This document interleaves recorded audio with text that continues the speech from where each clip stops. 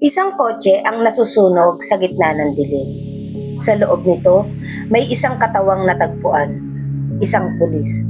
Ngunit sa likod ng apoy, may lihim na gustong manahimik. Handa ka na bang malaman ang katotohanan? Madilim ang gabi nang makita ang apoy sa gilid ng kalsada. Isang sasakyan ang naglalagablab. Walang saksi, walang ingay, walang awa. Nang mamatay ang apoy, lumitaw ang katawan ni Pedro Rodriguez.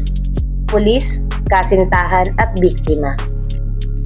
Hindi aksidente, hindi biglaan, may gumawa nito. Pumasok ang mga investigador sa pangunguna ni Inspector Baina. Sinuyod ang abo, ang bakal, ang katahimikan.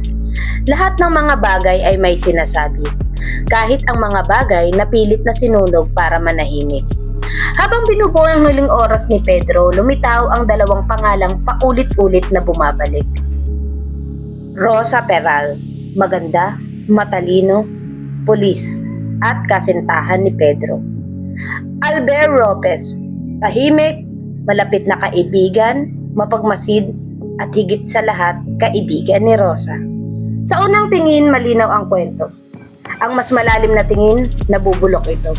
Sa bawat interogasyon, may mga sagot na eksakto. Masyadong eksakto. May mga emosyon na lumalabas kapag convenient. May mga luha na dumarating kapag may nanonood.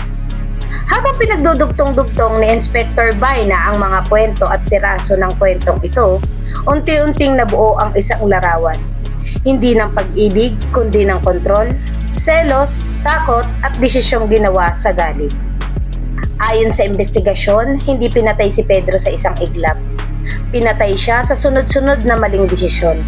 Hanggang sa dumating ang araw ng paghuli. Hindi na kailangang sumigaw. Hindi na kailangang tumakbo. Si Albert Lopez, unang bumigay. At sa bawat salitang lumalabas sa bibig niya, mas lalong umiinit ang apoy na akala nila'y matagal nang patay. Sumunod, si Rosa Peral. Tahimik, matatag, pero hindi ligtas. Sa korte, sa harap ni Judge Morales, wala nang drama, ebidensya na lang.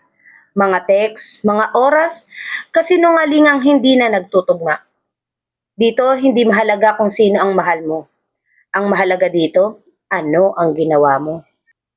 At bumagsak ang hatol, hindi para buhayin ng patay, kundi para ilibing ang kasinungalingan. Sa huli, isang katotohanan ng malinaw. Ang apoy ay kayang sunugin ang katawan, pero hindi nito kayang burahin ang kasalanan.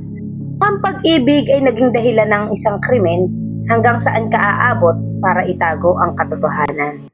Kung gusto mong mapanood ng buo ang kwento na ito, available na ito sa Netflix at pinamagatang Burning Body. Ito ay based on true story. Nangyari ito sa Barcelona, Spain noong 2017. At para sa mas marami pang dark storytelling, mag-like, mag-subscribe at i-share ang video na ito. Thank you!